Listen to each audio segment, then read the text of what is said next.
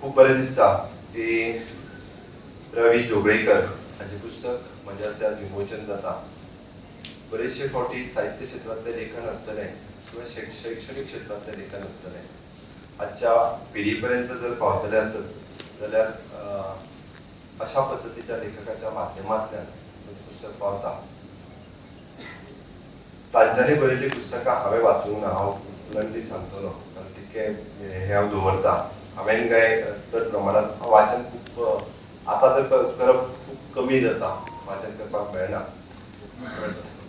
लोकमताचो हांव रेग्युलर वाचक आसा, तो वाचनासतना एकूय दीस वचना. ताची बरीचशी पुस्तकां जी विद्यार्थी आनी युवकांक सदोदीत मार्गदर्शन ठरतली. म्हाका दिसता अशा पद्धतीच्या लेखकांच्या माध्यमांतल्यान वेगवेगळ्या युग पुरुषांचे चरित्र जेन्ना लोकां समोर पावता तेन्नाच नवीन पिढी घडूंक शकता.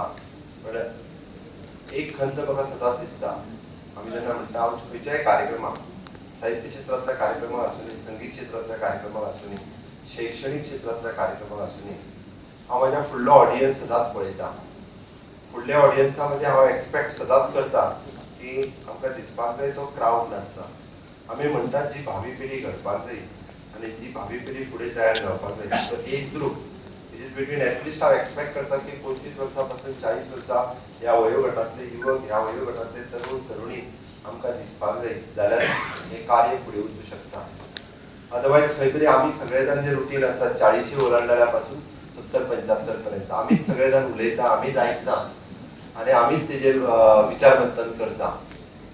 पण ही पिढी जो पर्यंत इन्वॉल्व जायना तोपर्यंत त्या फुडल्या पिढी कडेन पास ऑन जावचें ना. म्हणजे म्हज्या समोर बसलेले म्हणजे कितलेशे सिनियर लोक जे आसतले, आमी त्याच्या उपरांतची पिढी घडयली, पण 40 उपरांतच्या भुरग्यांचें कितें हाजेर सदांच म्हणजे हे सगळे जाण टेक्नोक्रॅट्स वेगवेगळ्या म्हणजे करियर या सगळ्या माध्यमांतल्यान आसा. पण हे सगळे आसतना सुद्धा या समाज निर्मितीत ज्या साहित्याची, शैक्षणिकाची आवड निर्माण जावन हे सगळे फुडें वचपाची जी गरज आसा, ह्या मधल्या काळांतल्या पिढीक हेच्या बद्दल आवड निर्माण जावप अत्यंत गरजेचें आसा.